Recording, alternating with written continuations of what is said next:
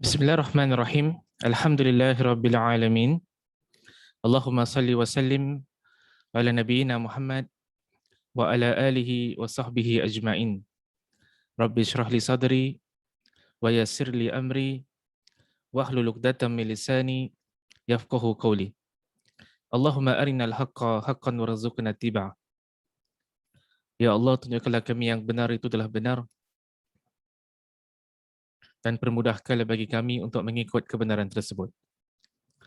Wa arinal batila batilan warzuqna ijtinabah.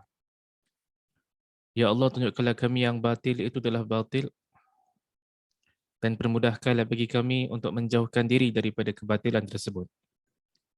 Wahdina limakhtulifa fihi minal haqqi biiznik.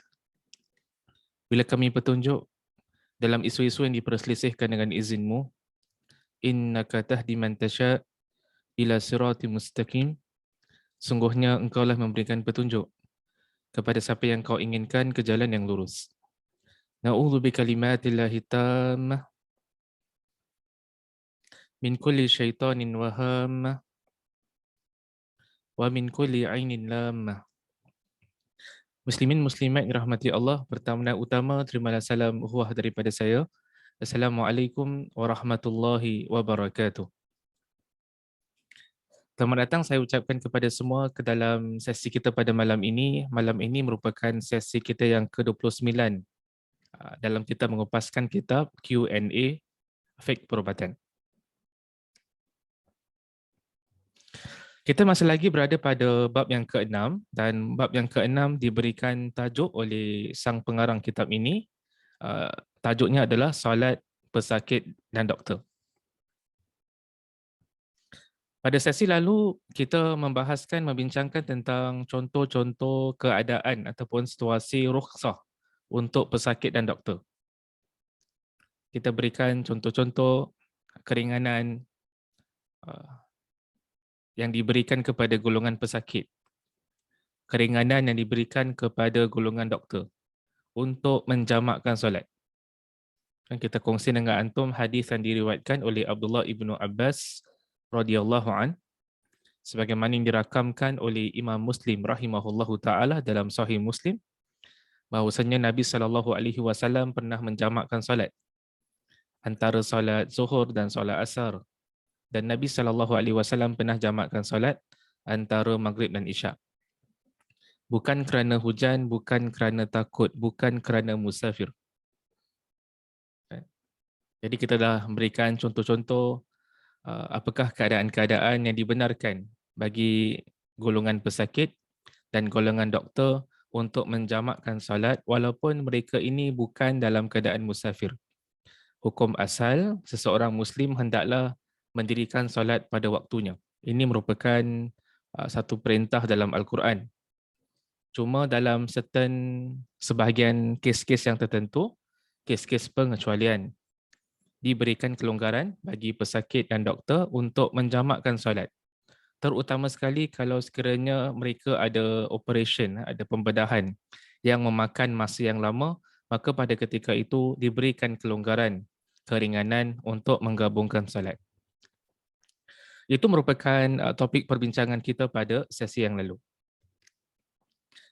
Malam ini kita nak menerokai pula perbahasan tentang solat pesakit. Macam mana pesakit ni nak dirikan solat? Apakah tata caranya? Dan itu merupakan topik perbincangan kita pada malam ini. Ada 3 perbahasan yang kita nak kongsikan pada malam ini. Perbahasan pertama kita adalah tentang hukum solat pesakit.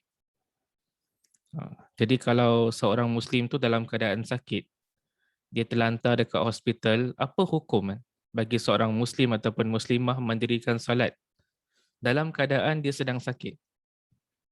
Tak kisahlah dia sakit dekat hospital ataupun dia sakit dekat rumah, apakah hukum bagi golongan ini? Adakah diberikan keringanan untuk meninggalkan solat ataupun tidak? Jadi apabila kita melihat kepada nas-nas Al-Quran, bila kita melihat kepada nas-nas hadis Nabi SAW, kita mendapati bahawa sesungguhnya seorang Muslim dan Muslimah wajib mendirikan solat walaupun dalam keadaan sakit. walaupun terlantar dekat hospital, masih wajib mendirikan solat. Pernah ada seorang sahabat Nabi SAW, dia datang dekat Nabi SAW bertanya kepada Rasul SAW, dia mengalami penyakit yang tertentu. Apa kata Rasul SAW? Nabi berpesan dekat dia, solatlah berdiri. Sekiranya tidak mampu, maka solatlah dalam keadaan duduk. Sekiranya tidak mampu juga, solatlah dalam keadaan di atas sisi, iaitu baring mengiring di atas rusuk kanan. Hadis ini diriwayatkan oleh Imam Al-Bukhari rahimahullahu ta'ala. Jadi seorang sahabat dikomplain dekat Nabi di dalam keadaan sakit. Nabi SAW masih memerintahkannya. Nabi SAW masih menasihatinya, berpesan kepadanya untuk mendirikan solat. Jadi hadis ini menunjukkan kepada kita bahawa kewajipan mendirikan solat tidak gugur walaupun orang itu dalam keadaan sakit. Dia boleh mendirikan solat. Dia wajib mendirikan solat mengikut kemampuannya. Adapun tata caranya yang akan kita kongsikan sebentar nanti insya-Allah taala. Kalau pesakit tersebut boleh solat berdiri, maka hendaklah dia solat berdiri. Dan itu merupakan hukum asal. Hukum asal seorang Muslim, seorang Muslimah yang sihat, hendaklah mendirikan solat dalam keadaan berdiri. Kalau dia tak boleh berdiri, maka dia boleh solat dalam keadaan duduk. Dan kalau dia tak boleh duduk, dia boleh solat dalam keadaan baring. Baring di atas sisi. Baring mengiring di atas rusuk kanan. Sebagaimana yang disebutkan dalam hadis ini. Dan kata para alim ulama kita, kalau sekiranya seseorang itu dalam keadaan sakit, dia tak mampu berdiri, dia solat dalam keadaan duduk. Adakah pahalanya dikurangkan? Kata para ulama, kalau memang betul dia tak boleh berdiri, dan disebabkan dia tak boleh berdirilah dia solat dalam keadaan duduk, maka pahalanya masih sempurna insya-Allah taala. Pahalanya tak akan dikurangkan. Sama juga bagi seorang Muslim, seorang pesakit, dia tak mampu berdiri. Dia pun tak mampu solat dalam keadaan duduk. Yang dia mampu lakukan adalah solat dalam keadaan baring sahaja. Adakah oleh kerana dia solat dalam keadaan baring lalu dikurangkan pahalanya? Kata para ulama, tidak. Kalau memang betul-betul dia ada keuzuran, dia sakit, yang menghalangnya berdiri untuk solat, yang menghalangnya untuk duduk untuk solat, dia terpaksa baring untuk mendirikan solat, maka insya-Allah pahala yang dia dapat adalah pahala yang sempurna. Kan? Itu adalah satu rahmat daripada Allah Subhanahu Wa Taala. Jadi hadis ini menunjukkan kepada kita seorang Muslim ataupun Muslimah walaupun dalam keadaan sakit masih wajib untuk mendirikan solat 5 waktu. Solat subuh, zuhur, asar, maghrib dan juga isyak. Perbahasan kedua kita yang nak dikongsikan pada malam ini adalah tentang kaedah solat pesakit. Jadi kita dah kongsikan tadi, seorang Muslim ni walaupun dalam keadaan sakit, kewajipan solat tidak gugur. Dia masih wajib untuk mendirikan solat. Cuma persoalannya adalah macam mana pesakit ni nak dirikan solat? Apa kaedahnya?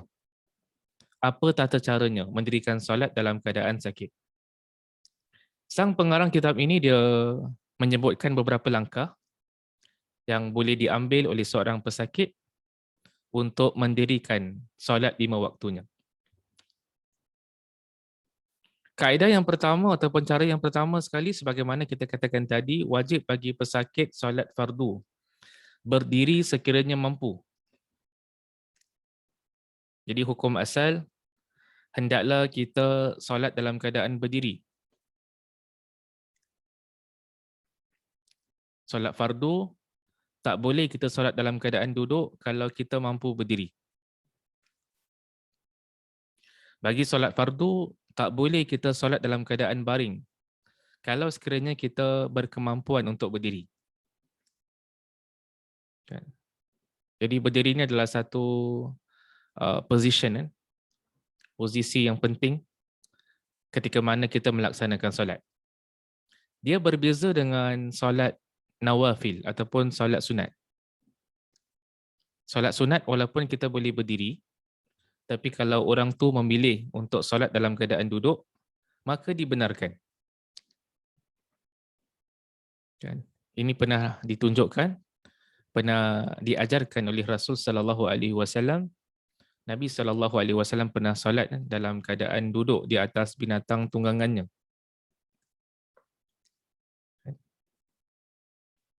Jadi kita mengatakan bagi solat fardu, selagi mana seseorang itu mampu berdiri, maka hendaklah dia mendirikan solat dalam keadaan berdiri. Kalau tak boleh berdiri, baru dia berpindah kepada situasi yang seterusnya. Selagi mana boleh berdiri, hendaklah dia melaksanakan solat, mendirikan solat dalam keadaan berdiri. Itu yang diajarkan oleh Rasul kita sallallahu alaihi wasallam. Bagaimana pula kalau sekiranya seseorang Muslim itu pesakit tak boleh berdiri dalam solat? Apakah yang sepatutnya dilakukan? Dekat sini ada langkah yang kedua. Langkah yang kedua, kalau sekiranya seorang Muslim ataupun Muslimah tak boleh berdiri, maka diberikan kelonggaran baginya untuk solat dalam keadaan duduk. Ini ditunjukkan sekali, diajarkan sekali oleh Nabi SAW. Nabi SAW juga pernah solat dalam keadaan duduk. Jadi kalau orang tu tak mampu solat berdiri, maka hendaklah dia solat dalam keadaan duduk. Apakah yang dimaksudkan dengan tidak mampu berdiri? Dekat sini ada sedikit perbincangan di kalangan ulama. Sebahagian di kalangan ulama kita memberikan beberapa senario, beberapa situasi yang diberikan kelonggaran bagi seorang Muslim untuk duduk, mendirikan solat. Situasi yang pertama, dibenarkan bagi seorang Muslim untuk duduk solat instead of berdiri adalah kalau memang dia tak boleh berdiri. Dia sakit dan sakitnya itu menghalangnya daripada berdiri. Dalam keadaan yang pertama ini diberikan kelonggaran baginya untuk duduk tatkala mana mendirikan solat. Situasi yang kedua yang diberikan kelonggaran bagi seorang Muslim mendirikan solat dalam keadaan duduk adalah kalau sekiranya berdiri itu akan menerukkan lagi keadaan sakit dia tu. Jadi kalau kata doktor perubatan, orang ni kalau berdiri lama sangat, dia berdiri dalam solat boleh menerukkan lagi sakitnya. Membuatkan penyakitnya bertambah teruk kerana berdirinya itu. Maka kata para ulama pada ketika itu dalam situasi yang kedua ini diberikan kelonggaran juga untuk solat dalam keadaan duduk. Keadaan yang ketiga dibenarkan bagi seorang untuk duduk ketika mana mendirikan solat adalah kalau sekiranya kata doktor perubatan orang ni kalau diri solat akan melambatkan proses penyembuhannya. Kalau dia solat dalam keadaan berdiri akan melambatkan proses penyembuhannya, maka dalam situasi yang ketiga ini juga diberikan kelonggaran bagi orang tersebut untuk solat dalam keadaan duduk.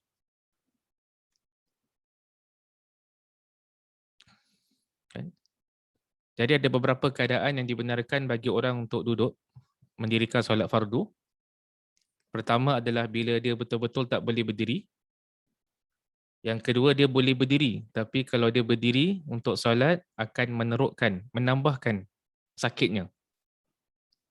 Menerukkan lagi keadaan sakitnya. Ataupun situasi yang ketiga, dia boleh berdiri tapi kalau dia berdiri untuk solat akan melambatkan proses penyembuhannya. Maka dalam keadaan yang kita sebutkan tadi, diberikan kelonggaran bagi seorang Muslim untuk duduk mendirikan solat. Ataupun dia solat ke atas bot kan. Ke atas sampan ke atas bot. Dia solat dekat tengah lautan dengan ombak yang kuat. Kan? Dia takut kalau dia mendirikan solat dekat atas bot, takut-takut dia tercampak kan, ke dalam laut kerana tak stable. Dalam keadaan tersebut pun kalau dia takut karam kan, kalau dia takut dia tenggelam kan, tercampak ke dalam laut, kalau dia solat ke atas bot, maka pada ketika itu dibenarkan juga bagi individu sedemikian rupa untuk solat dalam keadaan duduk.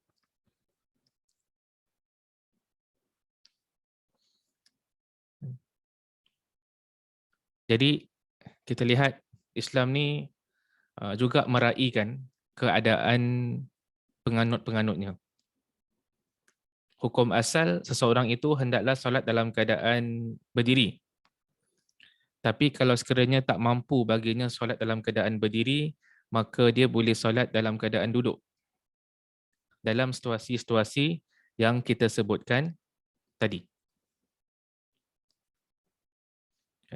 Itu yang dibincangkan oleh para alim ulama kita. Kalau sekiranya seseorang itu tak mampu solat dalam keadaan duduk, Ustaz, duduk pun dia tak boleh. Diri dia tak boleh, duduk pun dia tak boleh.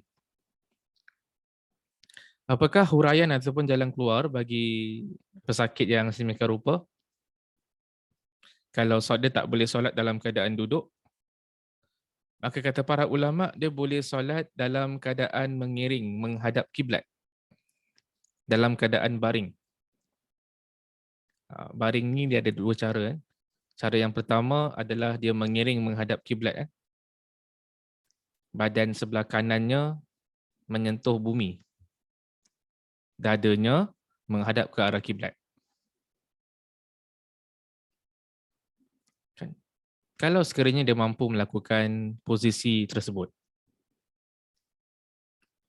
Tapi kalau sekiranya dia tak mampu kan, untuk baring dengan cara mengiring dalam keadaan bahagian badan kanannya menyentuh bumi, maka dia boleh baring dalam keadaan terlentang. Kalau dia baring dalam keadaan terlentang, maka maksudnya kakinya menghadap ke arah kiblat.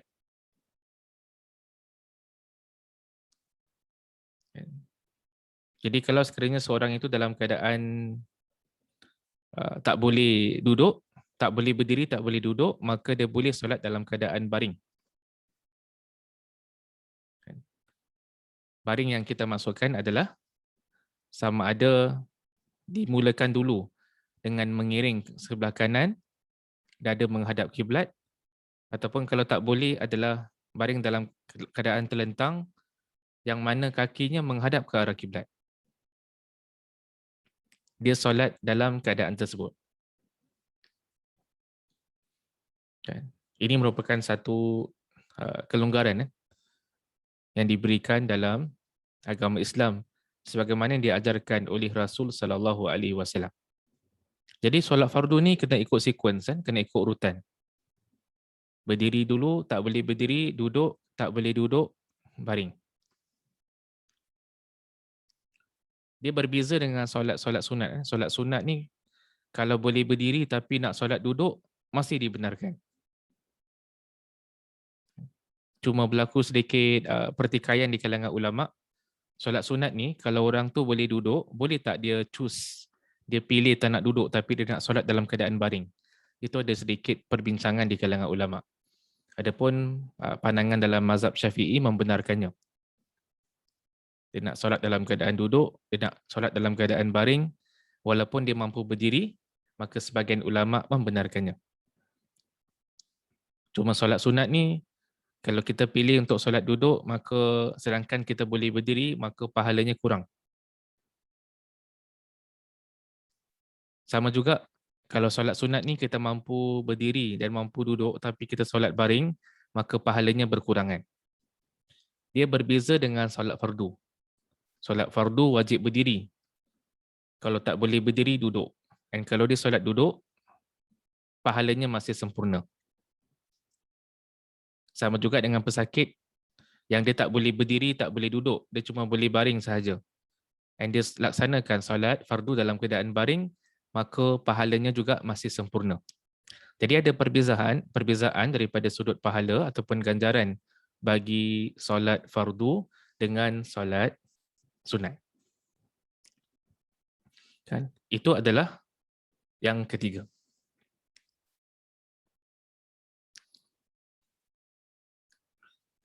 Yang keempat adalah wajib bagi pesakit untuk rukuk dan sujud dalam solatnya sekiranya tidak mampu isyaratkan kedua-dua perbuatan tadi. Jadi walaupun seorang pesakit itu dia solat dalam keadaan baring sebagai contoh. Kan? Jadi macam mana ustaz kan dia nak rukuk, macam mana dia nak sujud sedangkan dia dalam keadaan baring. Tak kisahlah baring tersebut yang dimaksudkan adalah mengiring sebelah kanan ataupun dia baring terlentang. Kalau dia tak boleh rukuk dengan sujud dengan sempurna, maka hendaklah dia isyaratkan kedua-dua perbuatan tadi. Yang dimaksudkan adalah kalau dia dalam keadaan baring, contoh, dalam keadaan terlentang, kakinya menghadap ke arah kiblat, kalau dia nak rukuk, dia boleh isyarat dengan kepala dia. Kan dia kedepankan sikit kepalanya. Kalau dia nak sujud, dia kedepankan lagi kepalanya. Jadi isyarat sahaja. Sama juga dengan orang yang solat dalam keadaan duduk. Orang solat dalam keadaan duduk ni kalau dia boleh sujud, dia perlu sujud lah. Kan sujud meletakkan dahinya ke bumi. Tapi kalau dia tak boleh sujud dengan sempurna, maka boleh diisyaratkan dengan menggunakan kepala. Di sini timbul satu persoalan, Ustaz, kalau sekiranya kepala dia pun tak boleh bergerak, Ustaz. Dia dalam keadaan baring terlantar kat hospital. Dia solat dalam keadaan baring, kepala tak boleh gerak. Jadi kalau kepala tak boleh bergerak, macam mana nak isyaratkan untuk perbuatan bila berlaku pergerakan, perbuatan rukuk ataupun sujud?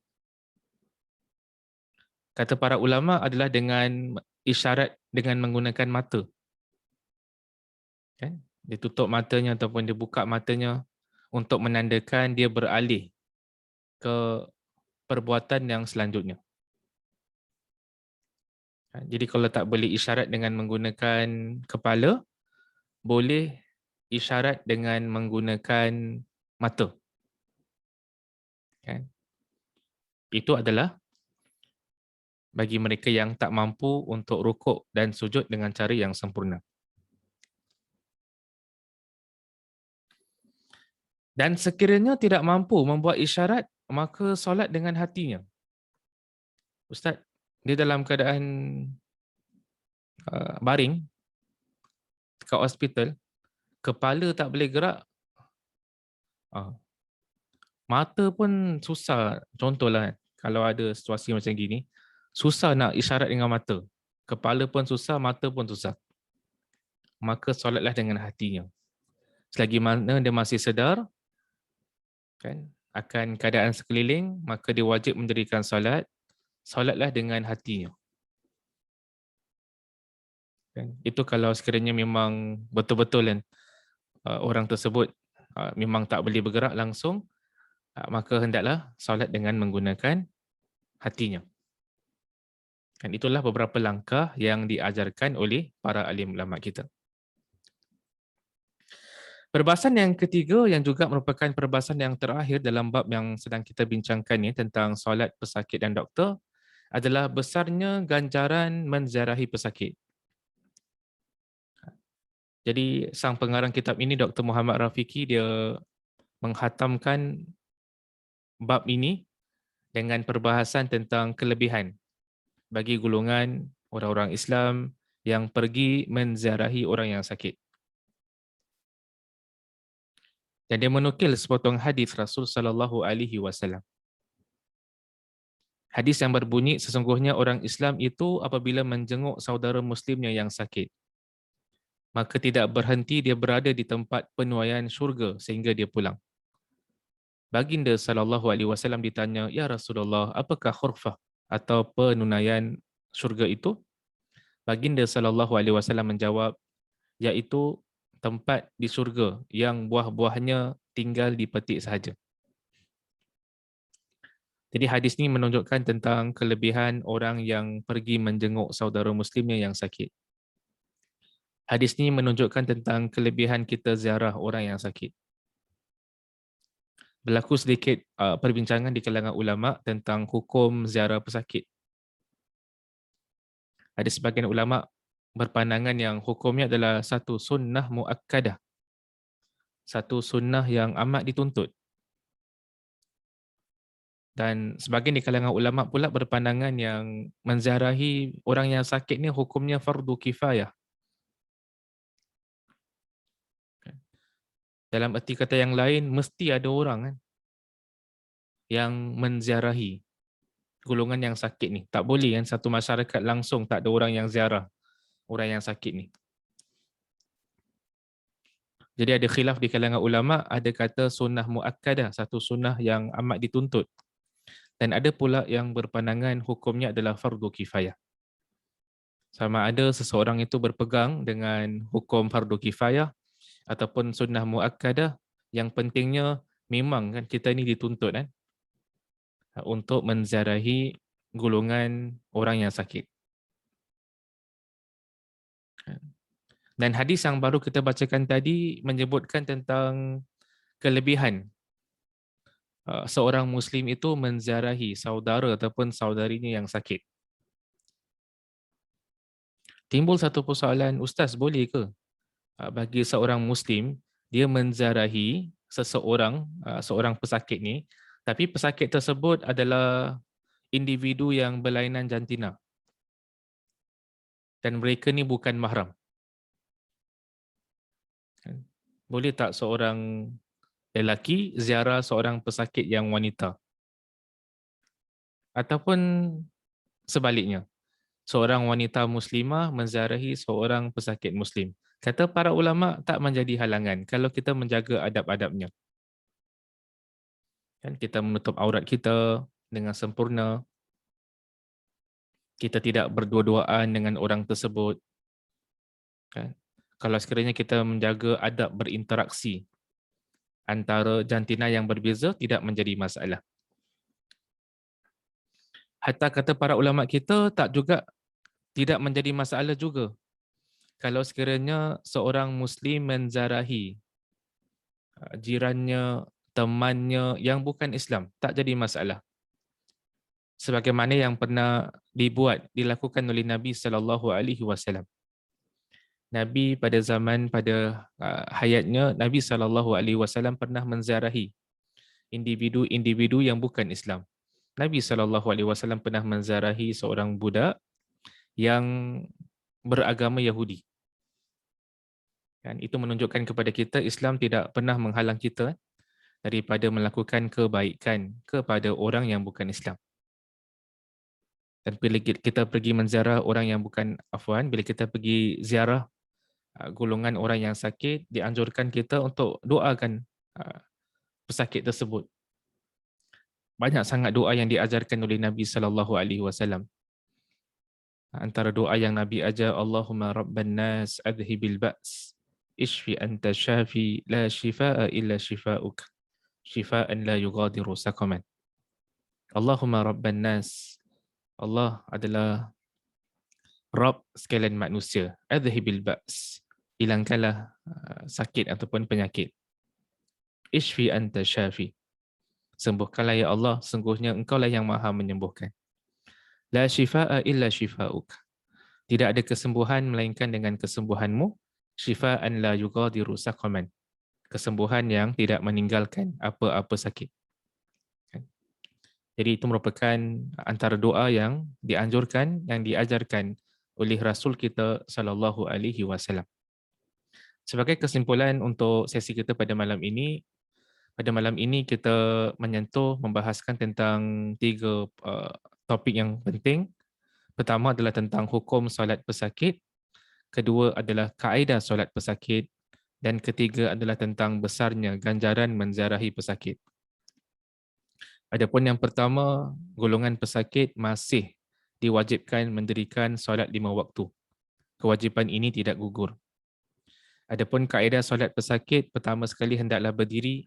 Kalau tak boleh diri, duduk. Kalau tak boleh duduk adalah baring dengan bahagian kanan badannya menyentuh bumi. Kalau tak boleh adalah baring secara terlentang. Kan? Itu merupakan di antara kaedah solat pesakit. Dan kita pun dah kongsi dengan antum hadis tentang kelebihan besarnya ganjaran bagi individu yang menziarahi pesakit. Kalau sekiranya ada kebenaran dalam apa yang saya sampaikan, itu datang daripada Allah Subhanahu Wa Taala. Kalau sekiranya ada kesilapan, kesalahan dalam penyampaian, itu datang daripada diri saya sendiri. Kita tutup dengan tasbih kafarah. Subhanakallahumma wa bihamdika asyhadu an la ilaha illa anta astaghfiruka wa atubu ilaik. Sekian, Assalamualaikum warahmatullahi wabarakatuh.